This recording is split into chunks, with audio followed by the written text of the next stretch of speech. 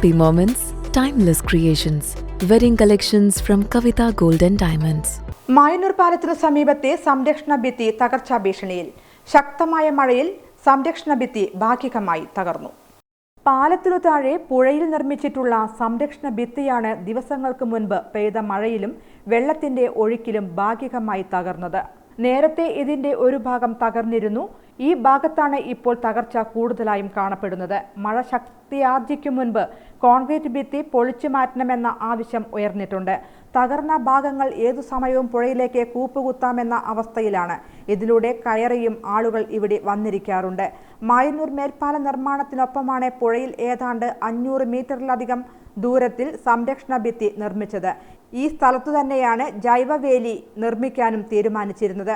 പഴയ പാലത്തിന്റെ തൂണുകൾ തോട്ടിലേക്ക് വീണത് പ്രളയകാലത്ത് ജലനിരപ്പ് ഉയരാൻ കാരണമാക്കിയിരുന്നു.